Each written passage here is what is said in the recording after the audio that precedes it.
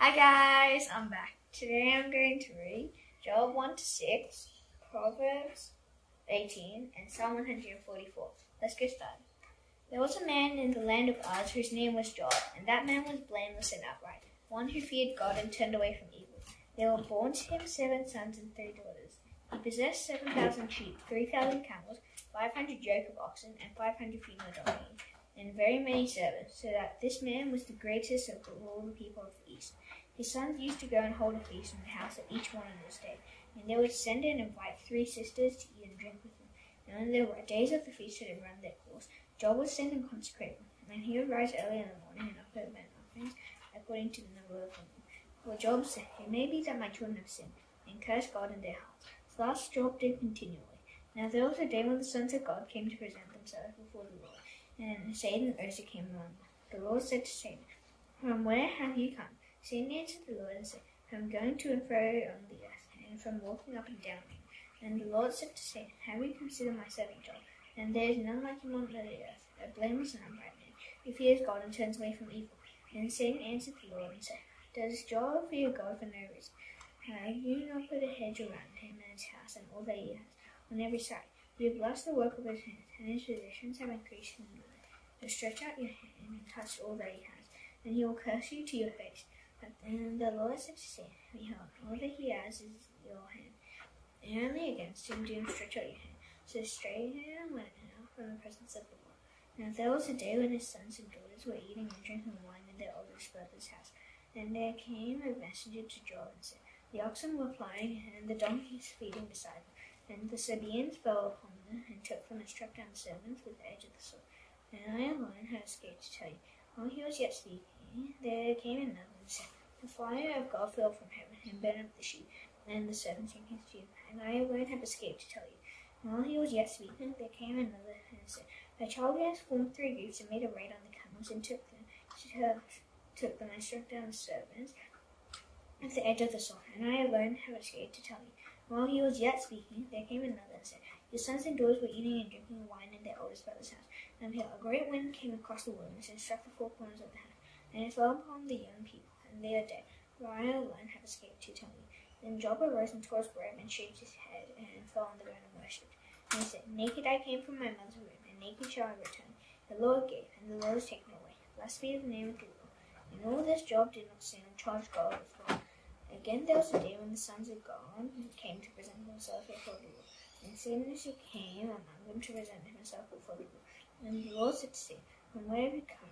Satan answered the Lord and said, "From going to and fro on the earth, and from walking up and down on it." And the Lord said to Satan, "Have you considered my servant Job? And there is none like him on the earth, a blameless and upright man, who fears God and turns away from evil. He still holds fast his integrity, although you incited me against him to destroy him without reason." And Satan answered the Lord and said, "Skin for skin, all that a man has he will give for his life. So stretch out your hand and touch his bone and his flesh, and he will curse you to your face." And the Lord said to Satan, "Behold, he is in your hand, only spare his life." So Satan went out from the presence of the Lord and struck Job with loathsome swords from the sole of his foot to the crown of his head. And he took a piece of broken pottery with which to scrape himself while he sat in the ashes. And his wife said to him, "Do you still hold fast your integrity? Curse God and die." But he said to her, "You speak as one of those foolish women will speak. Shall we receive good from God, and shall we not receive evil?" In all this Job did not sin with his lips. Now Job's 3 friends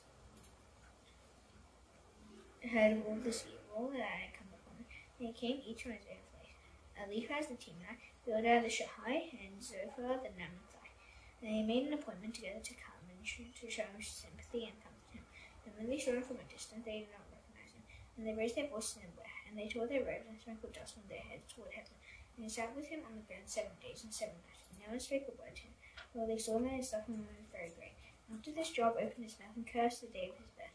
And Job said, "Let the day perish on which I was born, and the night that said, a man is conceived. Let the day be darkness, and may God above not seek it, nor light shine upon it. Let gloom and deep darkness claim it. Let clouds dwell upon it. Let the blackness of the day terrify it. That night let thick darkness terrify it. Seize it. Let it not rejoice among the days of the year. Let it not come into the number of the months. Behold, let that night be barren. Let no joyful cry enter it. Let those who curse it, who curse the day. who are ready to rouse up Leviathan. Let the stars of its dawn be dark. Let it hope for light, but have none. Nor see the eyelids of the morning, because it did not shut the doors of my mother's womb, nor hide trouble from my eyes. Why did I not die at birth, come out from the womb and expire? Why did the knees receive me, or why the breast, that I should nurse? For then I would have laid down and been quiet. I would have slept, and then I would have been at rest, with kings and counsellors of the earth, who rebuilt ruins for themselves, or with princes who had gone, or who filled their house with the sword. Well, was I not as hidden a hidden stillborn child, as infants who never see the light? There the wicked cease from trouble, and there the weary are at rest. There the prisoners are at ease together. They hear not the voice of the taskmaster. The small and the great are there, and the slave is free from his master. One is life given to him who is in misery, and life to the bitter and soft, who long for death, but it comes not, and dig for it more than hidden treasures, who rejoice exceedingly, and are glad when they find the grave. One is like given to a man whose way is hidden, whom God has hedged in. For my fighting comes instead of my bread, and my groanings are poured out like water. For the thing that I fear comes upon me, and what I dread befalls me. I have no ease, nor am I quiet. I have no rest, but trouble comes. Then the leaf has the Temanite answer and said, if one ventures a word with you, will you be impatient? Yet who can keep from speaking? Behold, you have instructed many, and you have strengthened the weak hands. Your words have upheld him who is stumbling, and you have made him firm the feeble knees. But now he has come to you, and you are impatient. It touches you, and you are dismayed. It is not your fear of God, your confidence, and the integrity of your ways, your hope.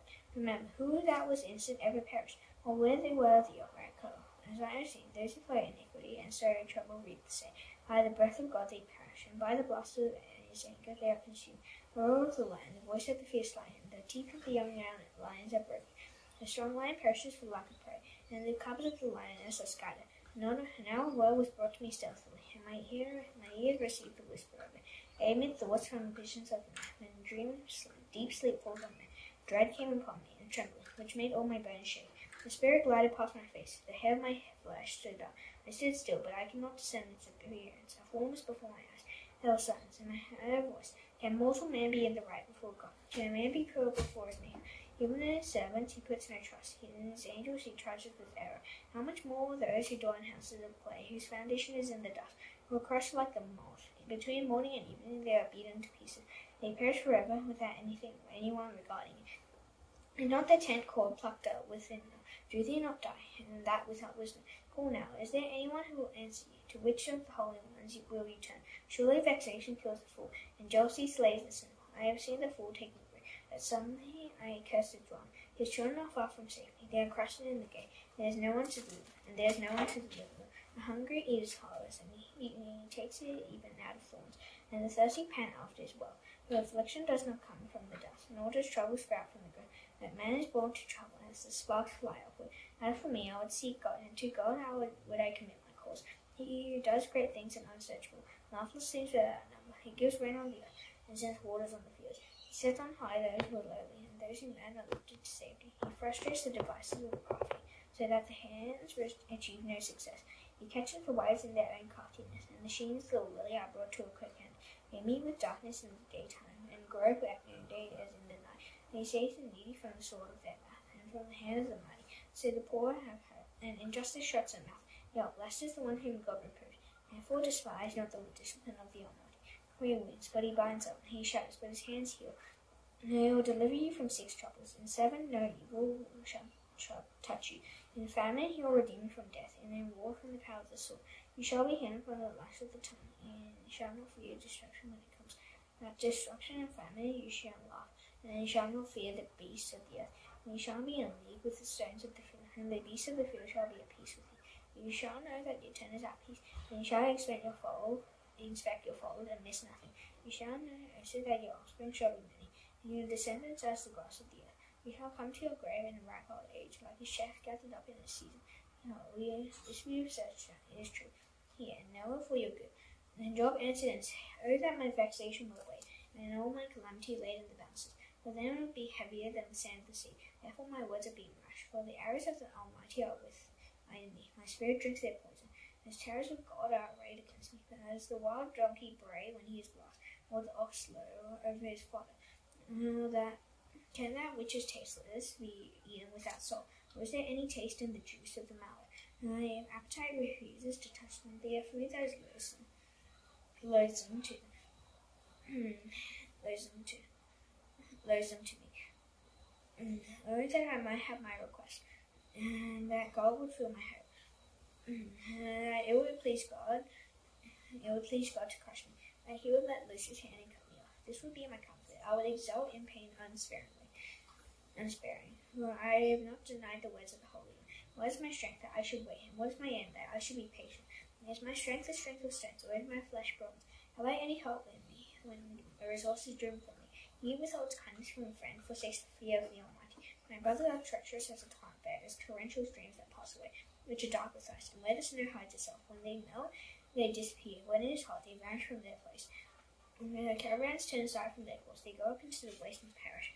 The caravans of Timnah, the travellers of Sheba hope. They are ashamed because they are confident. They come here, they come there, and are disappointed. They have now become nothing. And you see my calamity and are afraid. And as I said, make me a gift, or from the wealth offer a bribe for me, or deliver me from the adversary's hand, or redeem me from the hand of the ruthless. Teach me, and I will be silent. Make me understand how I have gone astray, how forceful are upright words. But what does reprove from you? Reprove. Do you think that you can reprove words when the speech of a despairing man is win? You would even cast lots over the fatherless and bargain over your friend. But now be pleased to look at me, for I will not lie to your face. Please turn, let no injustice be done. Turn now, my vindication is at stake. Is there any injustice on my tongue? Cannot my palate discern the cause of calamity? Proverbs 18. Whoever isolates himself seeks his own desire. He breaks out against all sound judgment. Who takes no pleasure in understanding, but only in expressing his opinion. When wicked comes, contempt comes also, and with dishonour comes disgrace. The words of a man's mouth are deep waters. The fountain of wisdom is a bubbling brook. It is not good to be partial to the wicked, or to deprive the righteous of justice. And a fool's lips walk into a fight, and his mouth invites a beating. A fool's mouth is his wound, and his lips are a snare to his soul. The words of a whisperer are like delicious milk. They go down into the inner parts of the body. Whoever is slack in his work is a brother to him who destroys. And near the Lord is a strong tower. The righteous man runs into it and is safe.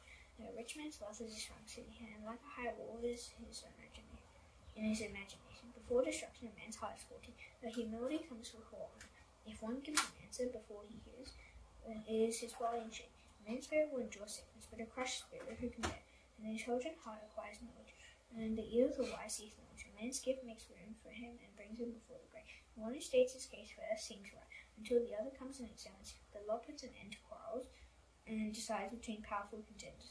And brother offender is more unyielding than a strong sea. Quarreling is like the bars of a castle, and the fruit of a man's mouth his stomach is satisfied. He is satisfied by the yield of his lips. Death and life are in the power of his tongue, and those who love her will eat its fruits. He finds a wife finds a good thing, and obtains favor from the Lord. The poor use entreaties, but the rich answer roughly. A man of many companions who may come to wrong, but there is a friend who sticks closer than a brother. Psalm 144.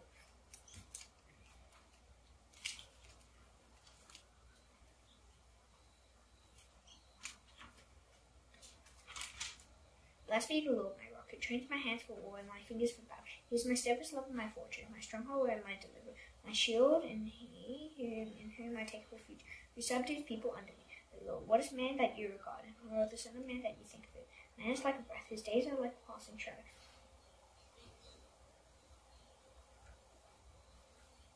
Bow your heavens, O Lord, and come down. Touch the mountains so that they can swing. Flash forth the lightning and scatter them. And strand out your arrows and wrap them.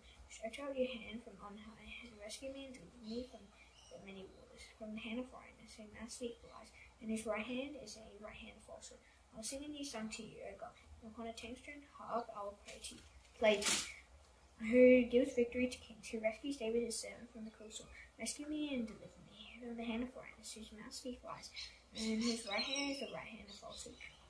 And our sons in their youth be like plants full grown, and those like corner pillars, cut for the structure of the house. Your granaries be full, providing all kinds of produce.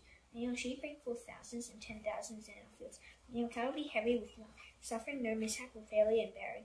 And may there be no cry of distress in our streets. Blessed are the people to whom such blessings fall. Blessed are the people whose God is the Lord. Now thus done, I shall now do the Lord's Prayer. Please bow your heads, our Father in heaven, hallowed be your name. Your kingdom come, your will be done on earth as it is in heaven. Give us today our daily bread. Forgive us our debts as we also forgive our debtors. Lead us not into temptation, but deliver us from the evil one. For yours is the kingdom, and the power, and the glory forever. Amen. C.Jun. Bye.